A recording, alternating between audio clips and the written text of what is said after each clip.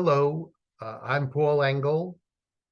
I want to share my thoughts and feelings about Carol Giambalvo, who was a most giving, most uh, beautiful person, along with her late husband, Noel, as well. I did want to mention that I met them first in their residence in Oceanside as a deprogrammer, cult crisis counselor back a long time ago when they asked me to intervene with Noel's daughter. I found out that, of course, Carol and Noel were, very involved in EST, Earhart Seminar Training. And as a result, the next number of months I spent talking with them, which I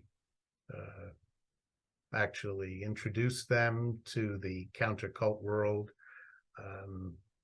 And interestingly enough, my own experience, I do live in Oceanside, and sometimes I even drive by the house. And of course, that brings back memories with the Giambalvos. So I guess that's what I want to share regarding my experience with Carol. Thank you. Ginger, and Carol had a significant influence in my life at a certain time, and as a good friend later on.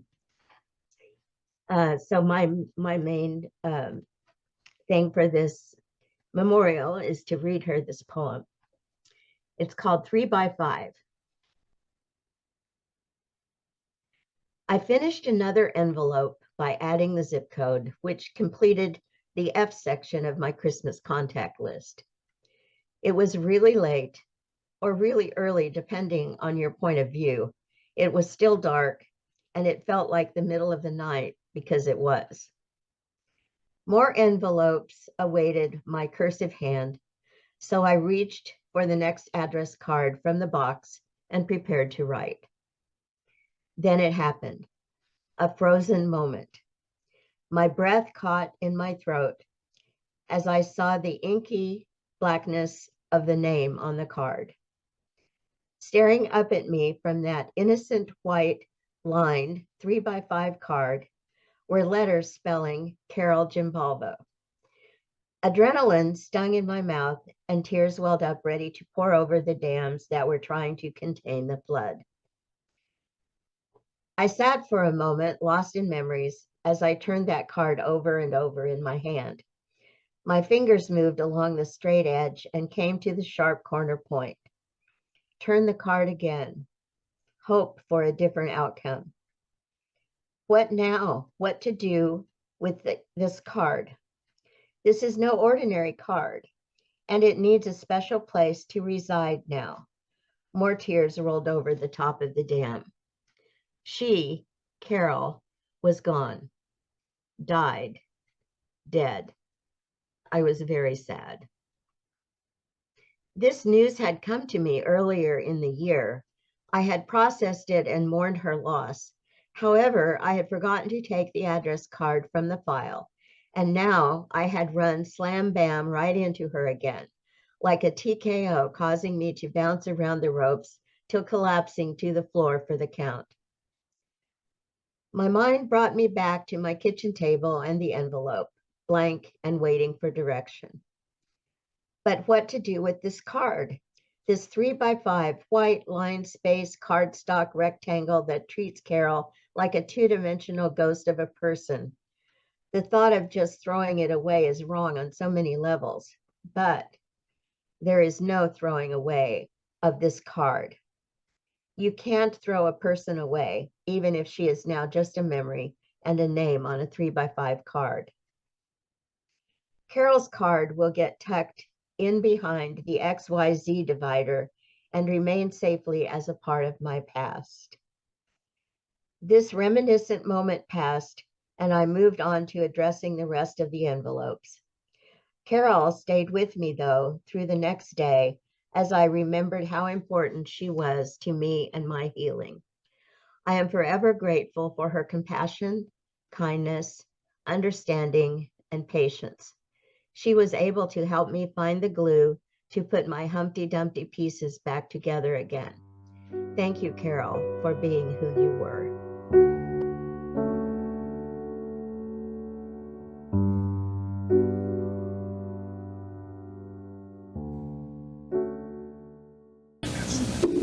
My name is Carol, and I was involved in Est and the Hunger Project for about 5 years. And it was a process of sorting out information for us because we had a daughter in Hare Krishna, and all the time that we were involved in Est and the Hunger Project, we were also lecturing on cults and getting some people out.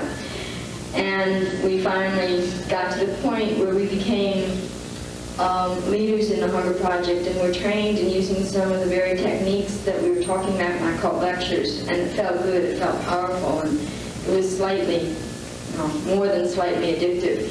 And at that point, and at the point of a religious conversion experience for myself, we realized what we were caught up in and walked out.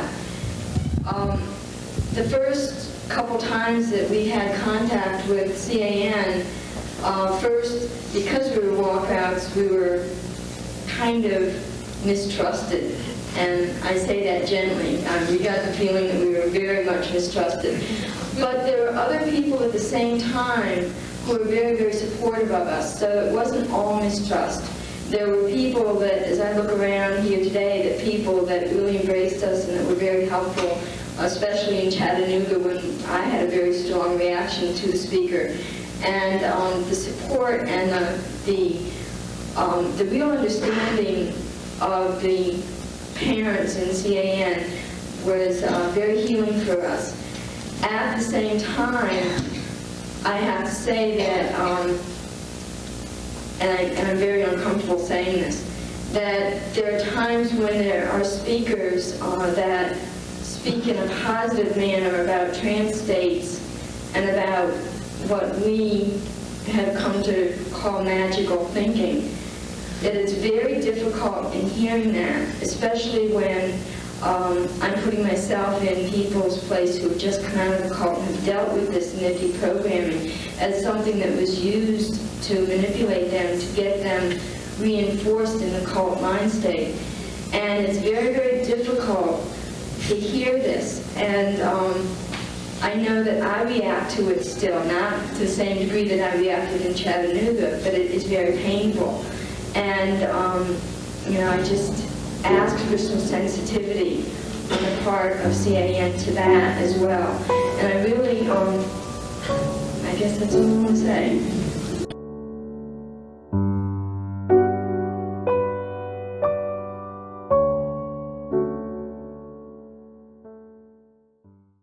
I'm Ann Stamler, editor of ICSA Today, member of our board of directors, and for the past 7 years, coordinator of the ICSA workshop for people born or raised in cultic groups or relationships, which brings me to Carol.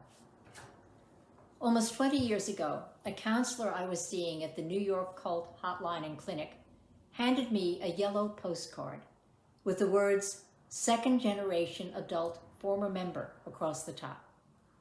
I had no idea what that meant. But as I read the card, I learned that something called the International Cultic Studies Association was holding a workshop for people who had been born into a cult. I knew by this time that there were other groups like the one my family and I had been in.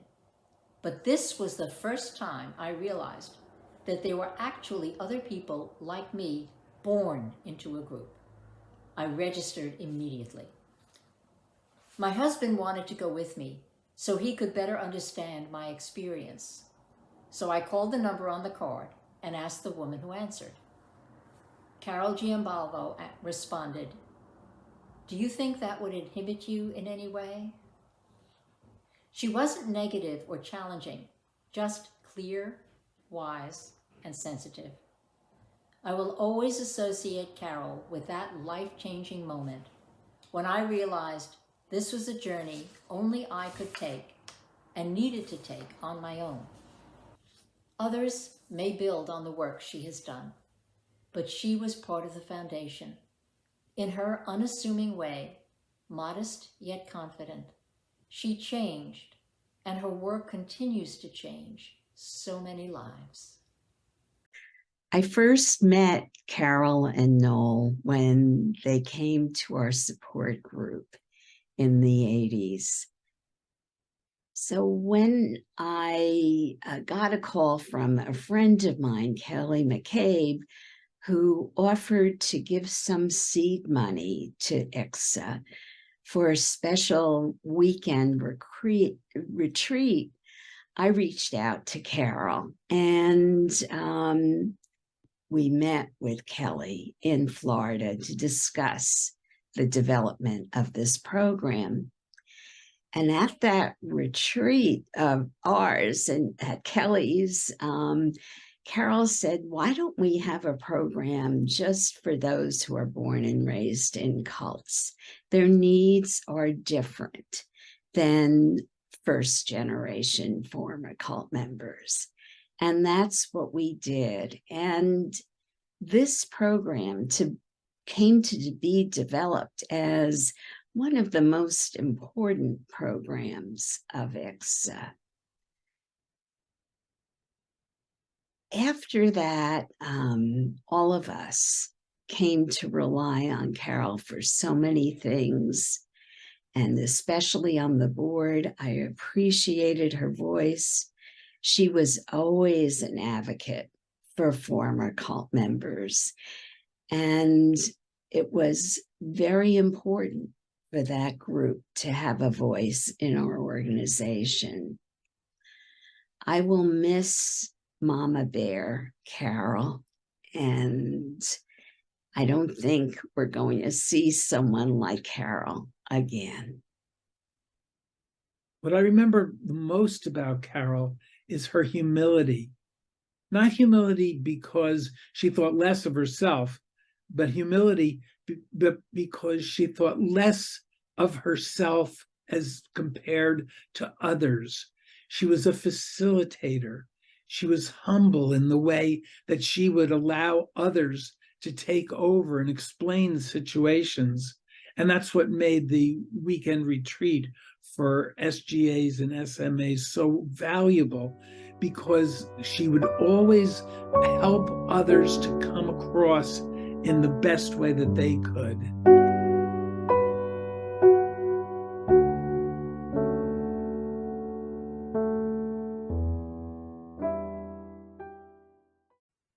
Hi, my name is Michael Langoni. For many years, I was executive director of International Cultic Studies Association, which originally was called the American Family Foundation.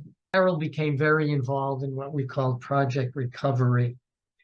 And we instituted a number of projects aimed at helping ex-members, most notably the workshops that Carol organized in Colorado, which continued on for about 25 years in conjunction with Roseanne Henry, Nancy Michelone, and Leona Fernari. Also, Hal Mansfield was very involved in those for many years.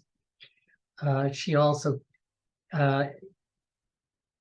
contributed later on in the early 2000s to the development of a special workshop for people born and raised in groups, because the Colorado experience had convinced her that SGAs, second generation adults, had certain special issues that they had to deal with that were separate and distinct from those of first generation, i.e. ex-members who joined as adults or young adults. Carol also contributed to publications during this period. She wrote a chapter for my book, Recovery from Cults. She did a revision of her exit counseling book and co-edited a book on the Boston movement with Herb Rosedale. She also put together a collection of Margaret Singer's writings, which is on the ICSA website. And Carol and Noel were regular volunteers at conferences they would always be greeting people at the registration desk. They were extremely valuable in that regard. Passing is a loss, as is the passing of many others who were pioneers in this field. And I hope that people will recognize how much she contributed along with many others in this field. Thank you.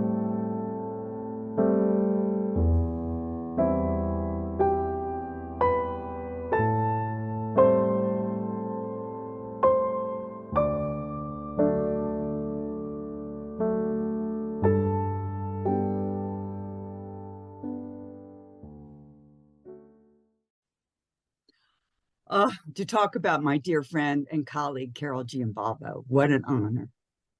What a relationship I had, and what she's given to the world is unbelievable. You know, I met Carol in the mid 90s, and from 1995 on, I've been at her side, doing recovery workshops, working at conferences, doing different outreach to cult recovery, to survivors of cults. And Carol has so inspired the movement and so inspired me. That's why I stayed by her side. It's all part of responding to the need of second generation adults wanting more specific cult recovery outreach. And that hopefully will continue for a long time. That's my hope, because cult recovery work in a group setting is one of the most therapeutic and one of the most healing formats for it. And Carol inspired it. She inspired many things, which you've already heard about with the exit counseling movement. But my work with her was all around the cult recovery workshops. I also work with her because she was on the board. She was involved with all the professional cult recovery organizations, from Cult Awareness Network to American Family Foundation to International Cultic Studies Association. She also was in charge of the ex-member track, which she started again with Joe Kelly, so that every conference had outreach and a place for ex-members to go during a conference if they were freaked out or if they really wanted more specific work directed towards their own healing. So she carefully worked on literally a curriculum for ex-members for every conference, from my experience, 95 on, and she did it before then with Joe Kelly. So we worked on that together. And of course, we would take pieces of the recovery workshops often and present them in a conference setting.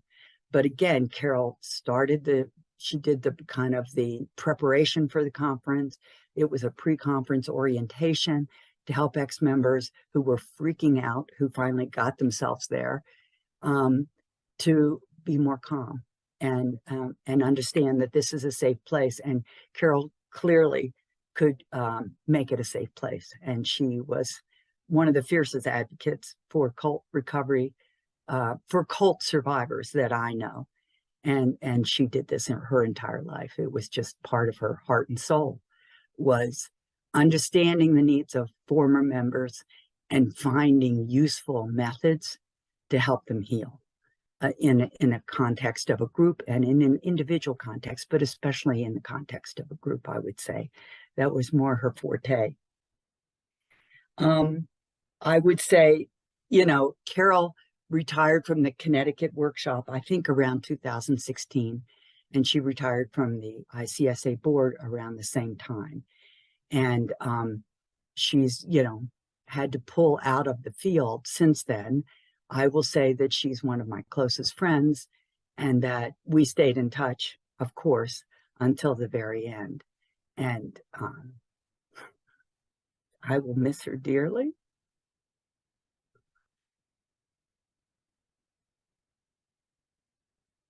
And I'm very grateful for the experience that she gave me.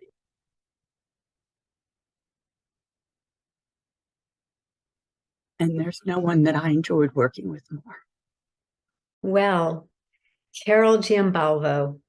When I think of Carol, I see her smile and I smile. She had this beautiful smile that was welcoming and warm. I knew and worked with Carol for nearly 25 years. Carol was a friend, a mentor, and a colleague.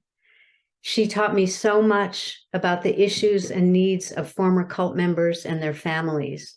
And Carol helped me understand my own process of getting involved in a cultic group and helped me decrease the shame I experienced and helped me develop compassion for myself. She possessed boundless knowledge on cults, and I'm sure everyone who talks about Carol will say something about this. She was a walking library of information on cult issues, on particular groups, on leaders, on dynamics, and on individual and family issues as they relate to cults. Carol had the skills that allowed her to support former members and families from a wide range of cultic or high demand groups or relationships. Carol was not a trained mental health professional, but Carol was a mental health professional in her own right. And she was a social worker at heart and action, always providing and looking for resources for families and former members. Carol was a social worker until the end of her life. She was always listening, supporting, and providing resource ideas for her neighbors and friends in the community where she lived until the end of her life. Carol approached each former cult member as a unique individual and always created a safe environment to allow and support that person or family to progress through the very complex healing process and also find much needed resources. Carol, along with her husband Noel, were leaders in the field of helping former members and families, and they were committed to serving others. Carol did this work with humility, grace, and the strongest of ethics. Carol was this tiny, very tiny, seemingly quiet woman who would become direct and powerful when advocating for former members. I will always treasure my memories of Carol, and in my mind will often pull up that image of her smiling or laughing, and that I then feel in my own heart. Thank you, Carol. I will miss you.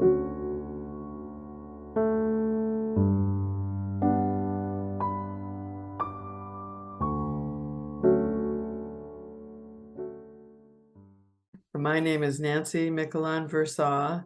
I'm a licensed professional counselor, now working and living in the state of Oregon. I've been a counselor for 30 years. I'm also an ex-member of a cult, having been involved for 13 years in a group called the Emissaries of Divine Light. I first met Carol in 1987, Carol and her husband Noel, at a Cult Awareness Network conference. They were genuine, warm, caring, and safe. She, along with others, changed the focus of recovery, especially working with Dr. Margaret Singer on the importance of education in regard to thought reform and manipulation. Carol was instrumental in changing the focus of recovery work from what was sometimes seen as "what's wrong with you" to "what happened to you," a shift that years later began to happen in the field of psychology and the study of trauma. Carol spearheaded the way people's involvement in a high-demand, manipulative, or deceptive and abusive group or person might be challenged. She helped change it from one that also sometimes could be manipulative and deceptive to one with the highest of ethics, respecting the person, their right to self-determination, their ability to be hopeful, and ultimately their love of humanity. This stance and strong belief in people leaving cults became the standard for many working in the field of exit counseling from cults and recovery from cults. It became a source of healing for thousands. Carol wrote about exit counseling and intervention, was an exit counselor herself, along with her husband Noel and others, published numerous articles, books, and chapters in books. She was the national coordinator for Focus, the former cult support network, followed by Refocus for many years. She kept a website going through these organizations, as well as her involvement with what used to be the Cult Awareness Network and the American Family Foundation that later became the International Cultic Studies Association. She was also on the boards of these organizations. Carol appeared on many TV shows and spoke at many conferences. One of Carol's biggest achievements, though, was the initiation of a cult recovery workshop. This started initially on the East Coast and then moved to Colorado. And with the support of ICSA, Carol began a 3-day workshop that became known as the Colorado Model. This is written about in numerous articles through ICSA and a book entitled Cult Recovery, A Clinician's Guide, also through ICSA. I worked with Carol as a part of Focus, Refocus, CAN, and ICSA. I was one of the facilitators of the Cult Recovery Workshop that a group of us did for over 20 years. Carol and others in this group went on to start a recovery workshop for those born and raised in cults as well. Carol had retired from a lot of these activities a few years ago, as had I, but our friendship remained. I treasure so much what I learned from Carol and shared with Carol. I treasure working with her and the group of us that facilitated the recovery workshop. What we shared is also what we offered to those attending the workshops. If there is one word that describes Carol, it is authentic. A word that sometimes gets tossed around superficially, Carol was it. She drew authenticity out of those around her and drew those people closer. She held a firm line on issues of ethics, truth, and justice. Not because of politics, but because of a love and respect for people. She helped so many of us heal more deeply. All of this without a day of college. I am so grateful and privileged to have known her.